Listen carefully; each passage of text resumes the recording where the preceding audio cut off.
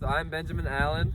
I run at Concordia St. Paul. I train with Tyler, and I primarily run middle distance like the 800 and the 1500/mile. All right, I'm Alex. I'm also a student at Concordia St. Paul.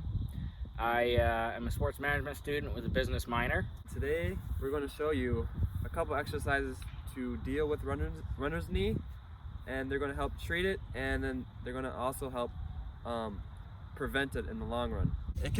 Runner's knee usually can last from 2 weeks all the way up to like years. So it may take a long time to resolve, but with these exercises it should help.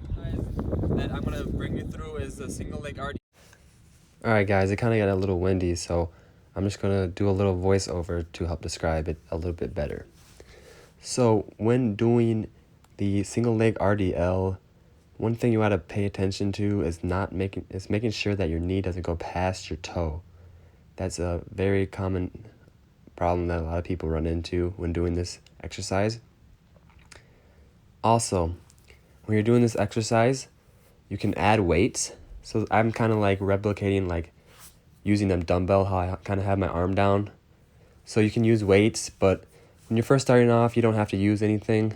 But once it becomes easier, you can use weights.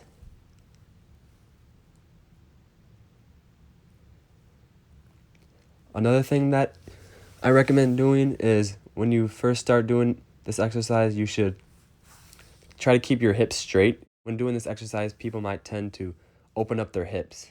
So when doing this exercise, try to keep your hips straight forward.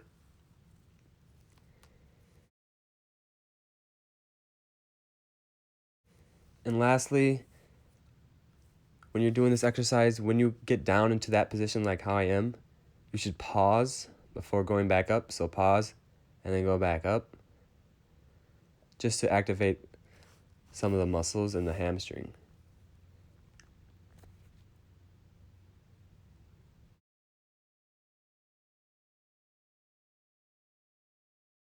So for the next exercise, we have the single leg squat or the one leg squat.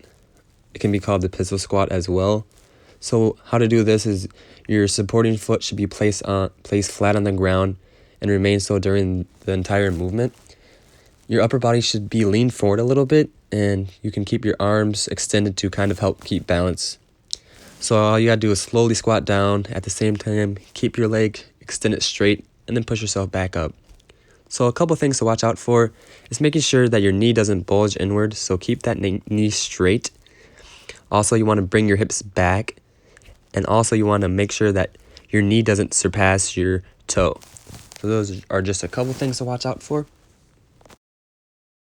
One thing that I actually forgot to mention in the first exercise is to make sure that you always do both legs. Always replicate one side of an exercise to the other side. So you don't want one leg getting stronger than the other. That will cause other injuries. So just make sure to strengthen both sides.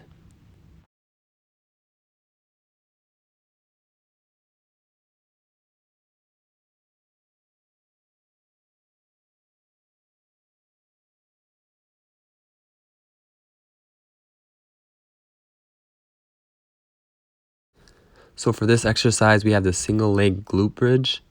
So how to do this is you need to lie on your back with knees bent, shoulder width apart, and 12 to 16 inches from glutes.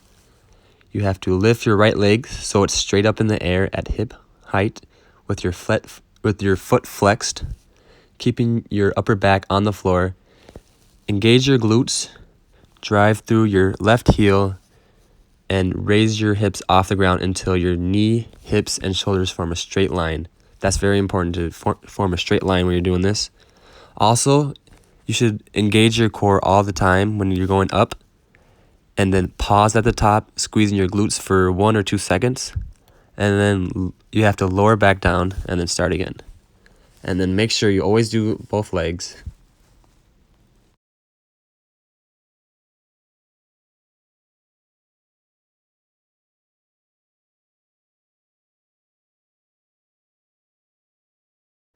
Alright, for the next exercise, we have the lying abduction.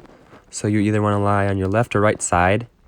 And what you're going to want to do is kind of acting like you're doing a side plank, but you want to keep your body on the ground.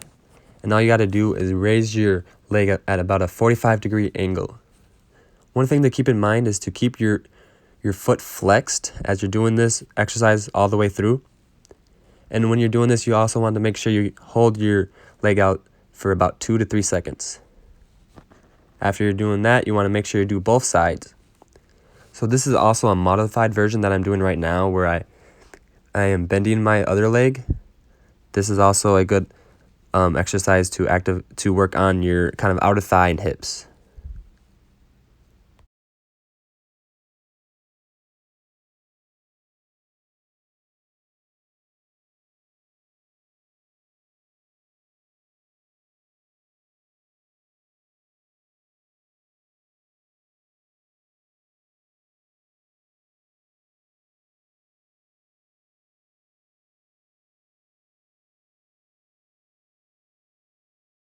So for this next exercise, we have the plank leg raise.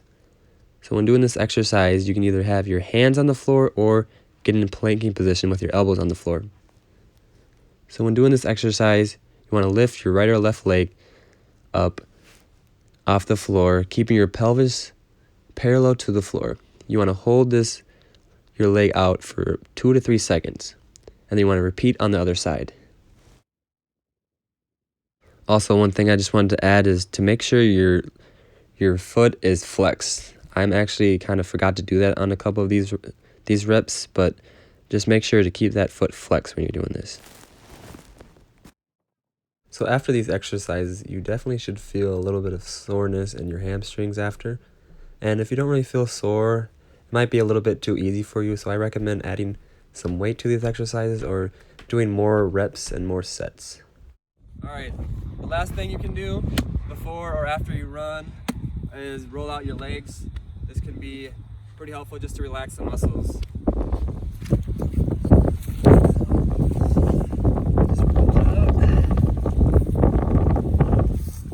So another thing I actually forgot to mention is that you can do these exercises either before or after you run. I usually do these exercises before I run, and then after I usually try to stretch and roll mostly. But either or works. Just make sure that you're doing these exercises every day and that you're consistent. Because if you don't really do any of these exercises and you do them here and there, this injury will linger on for a while.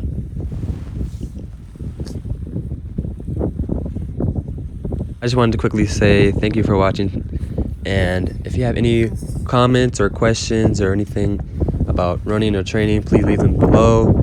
If you have any comments about improving our channel or things that we can work on, please leave them down below as well.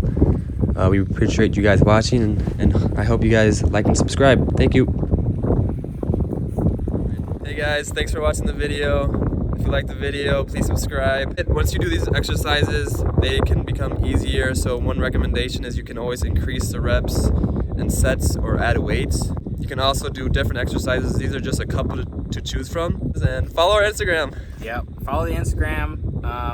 As far as YouTube is concerned, we're going to have a lot of different videos from like race day breakdowns to vlog style to all sorts of things. So make sure you're followed, and see you again next time.